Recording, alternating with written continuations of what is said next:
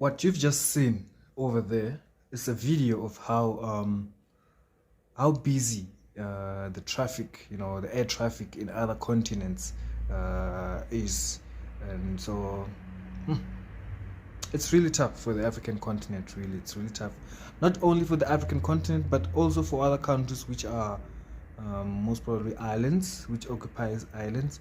So yeah, but it brings me to something very interesting which I'd really like us to talk about someday. I think I'll also do a video about this, but it's this idea that there's a shortage of pilots around the world.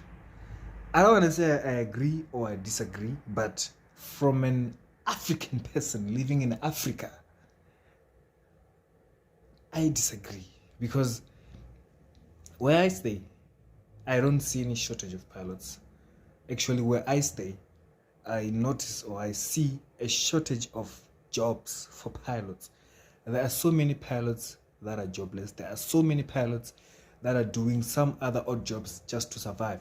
There are so many pilots that are sitting at home, be it private pilots or commercial pilots with experience, with thousands and thousands of hours. Because most airlines, what they're going to do is that they're going to employ people that comes from the Air Force, the South African Air Force. I'm from South Africa, boom. Okay, yeah, so most airlines that are domestic are going to employ people that are from the Air Force, number one. Number two, those experienced pilots that lost their jobs during the COVID-19 pandemic, when airlines such as the South African Airways were liquidated, airlines such as Kolula, Comair, British Airways, the whole saga that happened during the COVID-19 crisis. So this leaves a vacuum of the opportunity for upcoming pilots, like pilots that comes fresh from flying schools, pilots that need to still build them hours in order to be maybe senior first officers and captains in future. So there's a large number of pilots that do not have jobs. There's a large number of people who are reconsidering the aviation career, because even if they want to go to Europe or America to seek greener pastures, they're not gonna just go there and just get a dream job, to fly for United Airlines or Emirates, for that matter.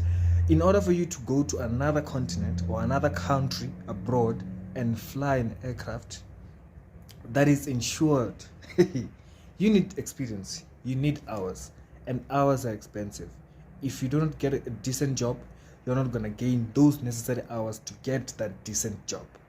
So as much as there's a shortage in other continents or in other countries, if I may put it that way, which is evident from the short video we've just seen of how much traffic or air traffic there is in other countries, in Africa it's a whole different story. It's a whole different story. I don't know if it's a problem of not having enough airlines, or maybe Africans aren't just flying enough. I don't know. I'll just leave that to you guys, and also to my next video, which I'm going to shoot probably in the next few weeks.